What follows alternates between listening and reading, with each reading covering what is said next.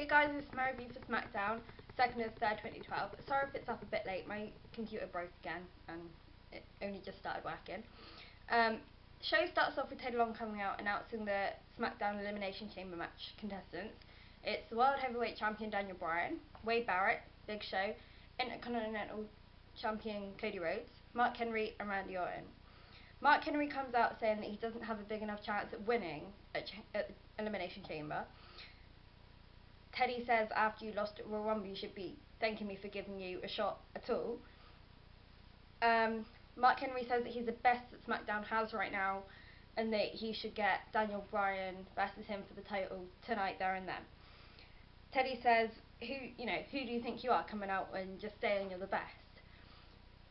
He takes him out of the chamber match and says, you're not getting a title match tonight. Mark says that he's not asking, he's telling him for a title. Teddy, and he kind of, I don't really know how to describe it, he kind of flicks his tie, because Teddy always wears a tie. Teddy says, you just put your hands on me, you are now indefinitely suspended, which seemed a bit, dramatic if you ask me, but Mark says that if he's going to get suspended, he may as well get his money's worth, and he kind of grabs his tie and pushes him to the corner. Sheamus then comes out, Broad kick Marks rather. I don't really know why it was Sheamus, but Teddy then asks him what title he wants, when he goes at WrestleMania, because obviously he won the Royal Rumble. He says he doesn't know, but he'll tell us after Elimination Chamber. Cody Rhodes then comes out, says he's warning Sheamus not to let Royal Rumble go to his head. Says people forget about him winning sooner or later, but they won't forget how Cody eliminated the most people. He eliminated 6 in total, 2 of which were Hall of Famers, lasted a total of roughly 45 minutes, and says he'll win at Elimination Chamber and become a double champion because obviously he's Intercontinental title, and then he'll become heavyweight title if he wins.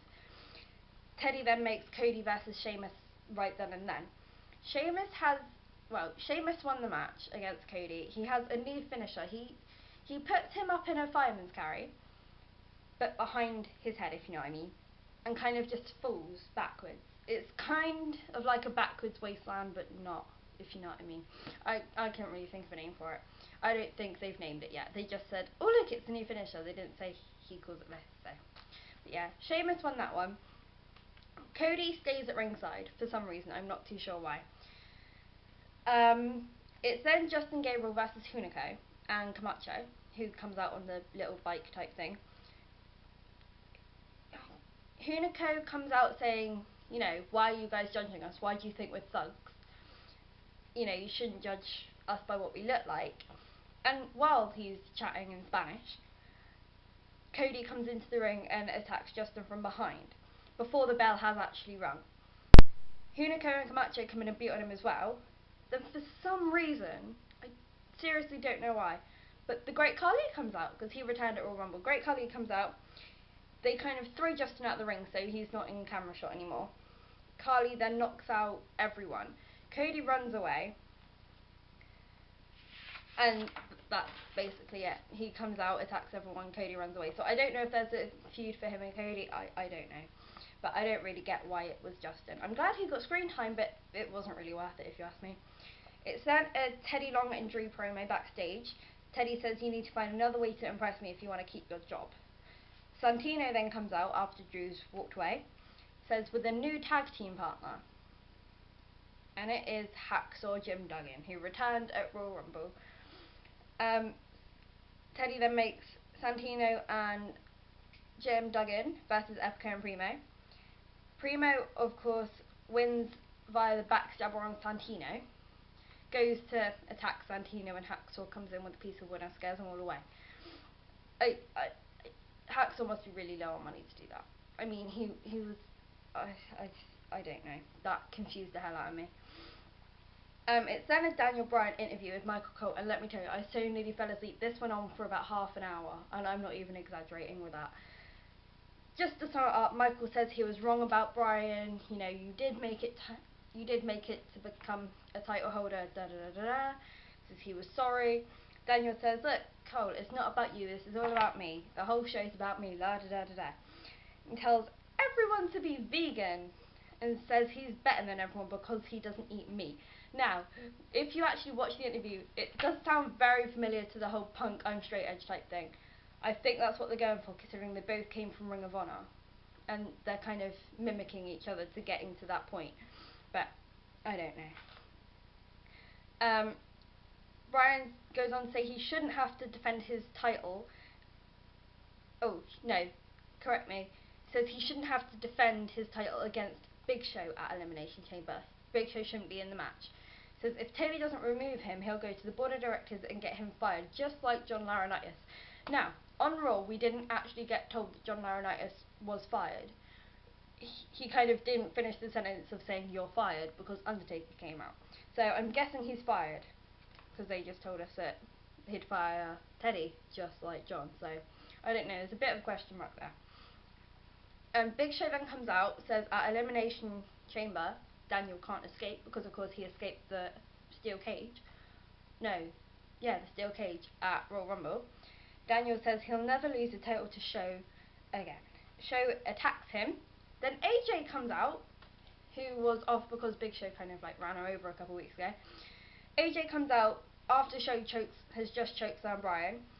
She acts like she's proper scared of him, like cowering away from him. Show, of course. AJ stops him from hitting the WMDA.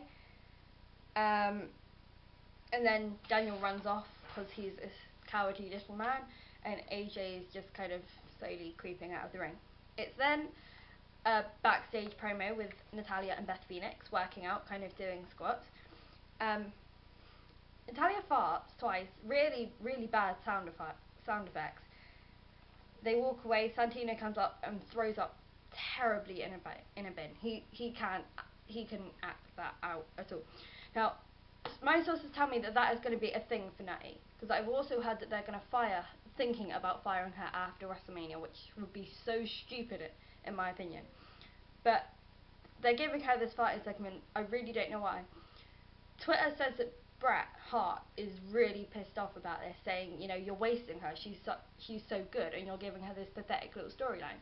But Beth's being really warm-hearted about it. You know, it's just a laugh kind of thing. Just go with it. But it does seem quite pathetic in my opinion. But it's a storyline. They can't exactly turn it down in the state the division's in. But it's then Oksana and Tamina versus Beth and Natalya. Natalya's in the ring against Oksana, and Beth kind of slaps her to get the tag, like they're not working as a team, it's just Beth kind of thing. Beth wins over Oksana via the Glam Slam, walks away, leaves Natty there. Tamina super kicks and then splashes, superfly splashes Natalya after Beth just left her there. We then get told that the Great Khali has replaced Mark Henry in the Elimination Chamber match because of course Mark's been suspended. So that kind of might work in the Cody Khali thing. I'm not too sure yet. Right, there was a John Cena promo for his match at WrestleMania, and the song was Invincible by Machine Gun Kelly. And I put down my pen and I just had to watch it. I'm not the biggest John Cena fan. I used to be. I'm not anymore. But you watch that and you're filled with so much respect for the bloke. It's unreal. There's a Rock one as well. And both of them you stop what you're doing, you just watch it, and you just get the utmost respect for them both. I would definitely tell you to look them up. I might leave the link down there in the description box because they're absolutely amazing promos. It's then a Matt Striker interview with Randy Orton. Matt says, well, he asks if Randy Orton's going to be a little bit careful after his street fight with Wade Barrett, and because he knows how vicious he can be. Randy, of course, says no. If the roles returned, he would have done the same to Wade. He tells Wade, just don't run your mouth because, look at me, I'm back. You said I wouldn't. He says that he'll win at Elimination Chamber. And then it is, of course, Wade versus Randy. Wade has new music, which is like a boy band music, which really, really does not suit Wade whatsoever. It's like really young teenage music, and he comes out with this whole Barrett Barrage, vicious kind of act, and it just doesn't work. But he's really pissed off with people hating on his music, so it then kind of cuts off from him walking to the ring to a backstage segment between Daniel Bryan, AJ and Teddy Long. Daniel says he wants to talk to Teddy about the fact that they're scared of Big Show. Well, he says AJ's scared of Big Show, but he's obviously scared of Big Show. Teddy says they'll talk after the main event. So the main event happens, Wade versus Randy in a no DQ or count out match. Randy RKO's him, pulls him up, puts a steel chair on the mat, RKO's him onto the steel chair. Randy obviously gets the pin over Wade. No one's ever going to get up from that. And then it goes backstage with Teddy Long and Daniel Bryan and AJ. Teddy makes Daniel Bryan versus Randy Orton next week. It says that he won't have to worry about Big Show. Daniel then turns to AJ and says, "Stay here where you're safe." And he goes to the ring, kind of dances about, like skips all the way inside the ring. Randy doesn't know that they're in a match next week, so Randy's sat there thinking, what the hell is this nutter doing? Dances around the ring, looks at Randy for like a split second, and dances right backstage again. I was a bit like, what the hell was that for? That was completely and utterly pointless. But then again, he'd done it. So yeah, that was about it. I will see you some point near the beginning of this week for my review of Raw. Hope you all enjoyed it.